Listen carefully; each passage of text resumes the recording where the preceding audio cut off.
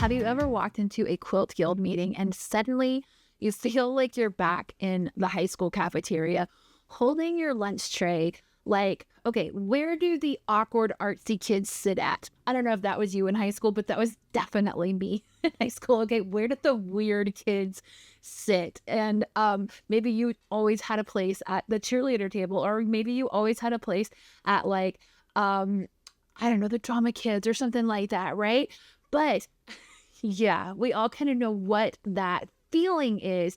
And I want to talk about making quilting friends as a grown adult and why it's not that weird or as hard as it feels like it is. Hey friend, welcome back to Loose Threads and Stitches. Yeah, that intro was a little bit awkward, but anyways, I am Christen, your chatty, quilt-loving, sometimes awkward host. And if you ever felt like a creative introvert trying to make stitchy friends in a world that still feels a little bit like high school, pull up a chair. You are so in the right place. New episodes for this podcast drop every single week, so make sure that you hit the subscribe button or the follow button so that we can keep hanging out. Okay, let's just get this out of the way. First of all, let's acknowledge this. Making friends as an adult is already kind of a weird puzzle. Do you have kids? Do you have no kids? Do you have grown kids? What's your job? How's your free time? How far are you willing to drive to make a friendship work? Do you even have free time for a friendship? Or, like what even is free time, right? Like that may ring true for you as well, okay? When you add in like scissors and seam allowances and wildly varying opinions on pressing seams open or closed, you've got a whole thing, okay? And, especially for us like creative types, aka the quiet achievers and the I'd rather sew alone than be forced to mingle awkwardly people. I get it, okay? But here's the real thing. Connection is part of what makes quilting magical. Now, I kind of know what I'm talking about, and I've interacted enough with other quilters, but like the laughter, the sharing, the, oh no, did you just sew your sleeve to your quilt block? Solidarity? It is worth the awkward start 100 times over. And I'm going to confess to you here that it may not seem like it, but I am such an introvert. I already told you I was the weird kid in high school. This episode is feeling like a little bit cathartic, but also like I might be overly sharing a little bit, okay? I love my quiet, silly, nerdy little life. I'm chatting with people who I feel safe around and familiar. And, I also do crazy things sometimes. I signed up to lecture at Quilt Festival and QuiltCon this year. Yeah, I got accepted to both of them. And yes, it's way outside my comfort zone, but it's kind of exciting, but it's also scary. So, we're kind of tapping into those like emotions of like, should I do this? Should I not do this? Am I ready for this? Am I not ready for this? I just want you to know that if you are a quiet introvert, I totally get it. If you would rather hang out in your own home than with other people, I totally get it. And I still believe with my whole heart that the effort that you put into finding quilty friends, people who get you, is absolutely worth it. Tip number 1 that I'm going to give you today is to say yes to something, even if you want to bail. Okay? So, story time. I once agreed to help host a local Facebook group quilt up at a quilt shop, right? So people from my area, I live in Houston, pretty big city, right? We're going to meet up at this quilt shop. I spent probably 20 minutes in my car rehearsing how I was going to introduce myself to people and like psyching myself up for this meetup, almost like a pre-game quilt meeting or something, okay? The other host never showed up to the meet and greet, wouldn't answer any texts or calls, and I did the whole thing by myself. It wasn't like a total crash and burn event, but it didn't go like I had planned it, okay? But you know what? I got to meet some really sweet quilters, and we spent the day visiting and sewing, and I learned a lot of things from those quilters. So the moral is, I still followed through with it. The day was hard and it was scary. Spoiler alert, I didn't die. And I even enjoyed myself once I explained the situation to the rest of the group, and we all just kind of mellowed in the situation with less formality and expectations to the day, Turns out they were all very much in the same place. Like, what if I go and I don't like it? Like, how soon is too soon to just scoot out and leave, right? So I want you to try this. I want you to sign up for one low stakes event. All right. You can check out your local quilt shop and ask if they have any classes that they teach or know of anybody who teaches classes. Or you can look into like local church groups, or even like library classes are really good. I want you to put your big girl panties on. I want you to go. I want you to smile. I want you to be awkward. That's okay. All right. Go be yourself and be proud of yourself for what you did. If it, turns out great, then you're amazing. If it's not what you thought it would be, you're still really brave for doing it and going on your own. Tip number 2 that I'm going to give you today is post the thing, even if it's not perfect. That little project that you're kind of proud of, but also like kind of judging it and wondering if it's good enough. I want you to post it online. I want you to try this. Share your work on Instagram or inside a quilting face group. You're probably a part of one of these quilting Facebook group. Actually, there's a bunch of them out there, and it's just tons and tons of people. It's not necessarily like your local neighborhood or whatever, right? They're just big groups, and you may be lurking in there, but you've never posted in there before. Okay. I want you to use your voice. I want you to ask questions to those people, and I want you to just show off the really proud work that you have. Okay. Tip number 3 is to find the mini quilt groups. Okay. Mini is in small. All right. So Storytime, quilt-alongs are a whole lot of fun until 3,000 people are suddenly involved and are posting their progress all at once. And you are kind of stuck in the background. Like, why does everybody else's block look like a Pinterest ad? And mine looks like a pot holder that was made by a stressed raccoon. I don't know. It happens, okay? So the solution to this is to find a small active group. Local quilt bees, hyper-local online quilt groups. They exist, okay? Connect with a few of the quilters and call it good. You don't have to be friends with 3,000 people. You need a couple good friends who are encouraging and sweet, and that's it. All right. My take on quilt groups is you don't always need a big crowd.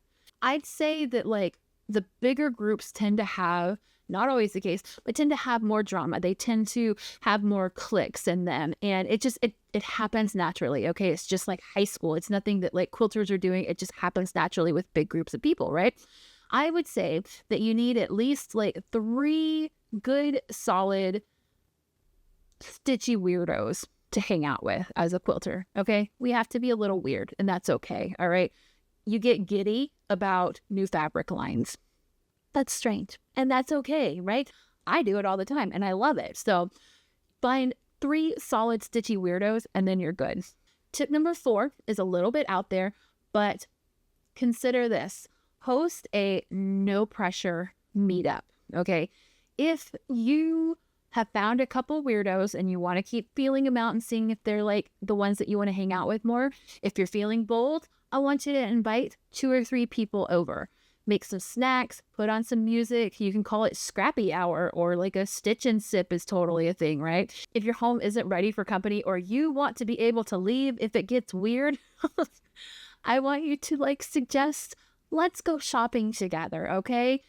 Suggest a trip to the quilt shop and lunch, or maybe just coffee everywhere.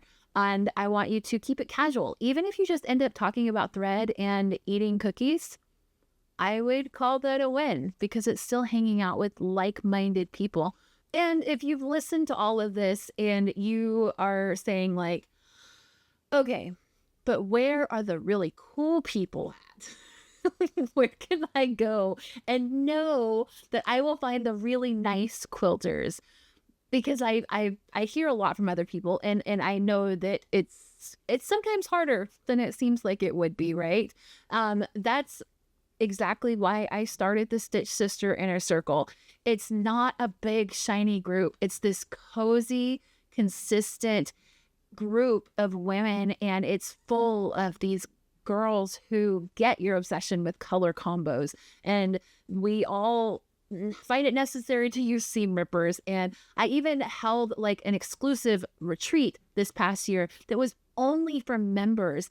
And it was absolutely like a big, beautiful family reunion when we came together. It was so much fun.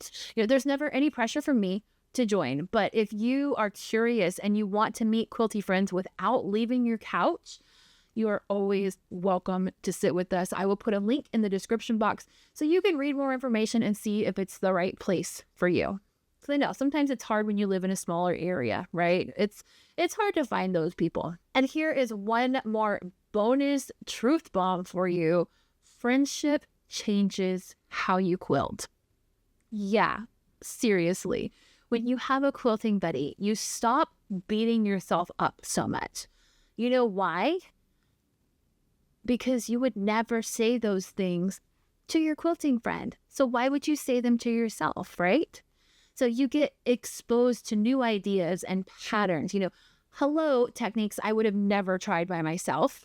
Your problem-solving skills double or even triple because you have more brain power available to you. I mean, it also could get you into trouble because you'll start more projects, but trouble is always so much more fun with friends than it is by yourself, right? Nobody wants to get in trouble by themselves. It's way more fun if you get in trouble with other people.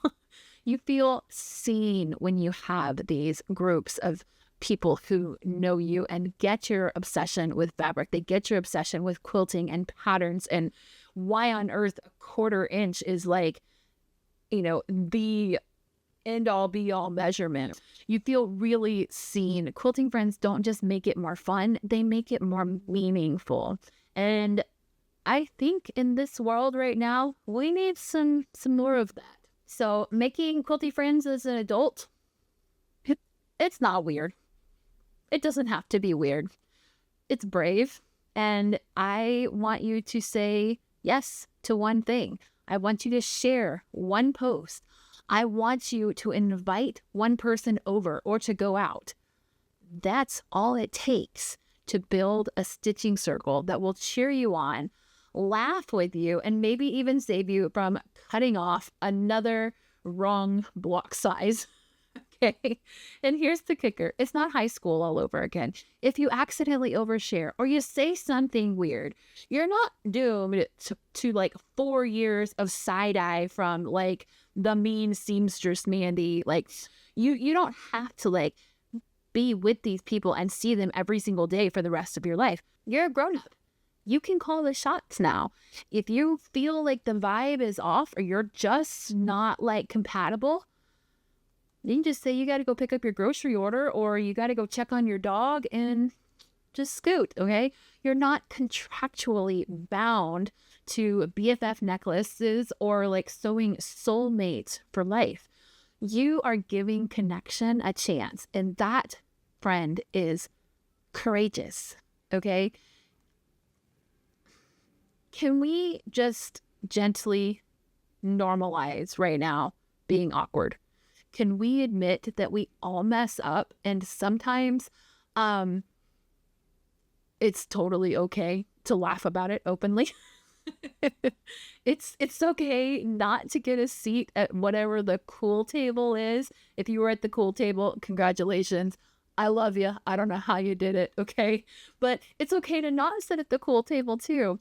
And in fact, I say that, we make our own cool table, right?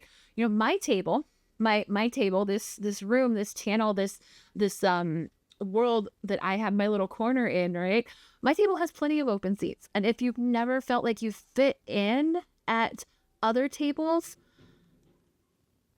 you are exactly who I want to sit beside me on this quilting journey. I want you at my table. I want you to hang out with me. I want to see what you're working on. And I want you to know that it's okay to be nervous. It's okay to be awkward. And it's okay to be new to this world. And it's also totally okay to not know everything. You're not behind in anything you do in the quilting world. You're just beginning. So thank you for hanging out with me today. I am so proud of you for even thinking about putting yourself out there. You're getting ready to do the brave thing. I want you to please subscribe so you don't miss next week's video, okay? I put out new content every single week. I have lots to share, and I love to share it with you.